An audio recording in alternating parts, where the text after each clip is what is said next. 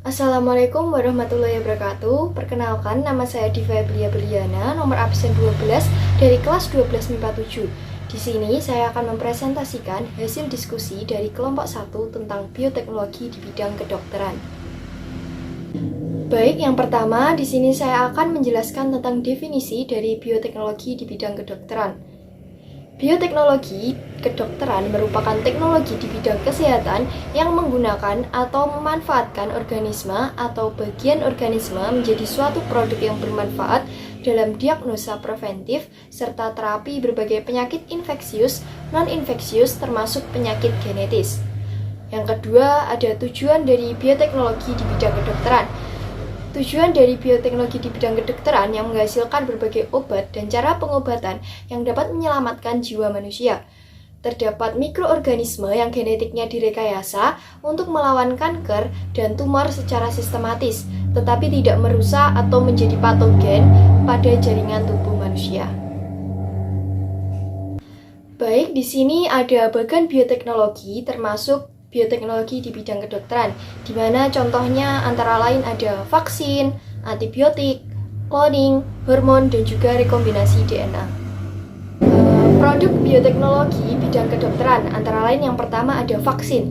Vaksin digunakan untuk mencegah serangan penyakit terhadap tubuh yang berasal dari mikroorganisme. Yang kedua ada antibiotik. Zat antibiotik yang dihasilkan oleh mikroba dapat menghambat pertumbuhan mikroba parasit pada tubuh. Yang ketiga ada cloning, yang bertujuan untuk memperbanyak dan mengembangkan bibit unggul suatu organisme. Yang keempat ada hormon. Bovine somatotropin hormone atau BST merupakan salah satu hormon yang diciptakan oleh ilmuwan bernama bovine yang digunakan untuk memacu pertumbuhan. Yang kelima ada rekombinasi DNA, merupakan proses menyambungkan DNA yang bertujuan untuk menyambungkan gen yang berada di dalam DNA. Selanjutnya ada manfaat dari bioteknologi di bidang kedokteran. Yang pertama, menghasilkan hormon pertumbuhan STH atau somatotrop hormon. Yang kedua, ada protein hasil rekayasa genetika untuk mengatasi penyakit jantung dan stroke. Yang ketiga, antibodi monoklonal untuk mendiagnosis penyakit dan meningkatkan kekebalan tubuh terhadap kanker. Yang keempat, ada manipulasi produk vaksin oleh Escherichia coli dan antibiotik baru hasil fusi sel. Yang kelima, interferon merupakan antibiotik yang dimodifikasi dan berfungsi untuk melawan melanoma atau kanker darah dan membantu menyembuhkan rematik tulang. Yang terakhir, ada dampak negatif dari bioteknologi di bidang kedokteran. Yang pertama, ada produk hasil rekayasa genetik yang disinyalir menimbulkan masalah serius, misalnya kematian akibat penggunaan insulin.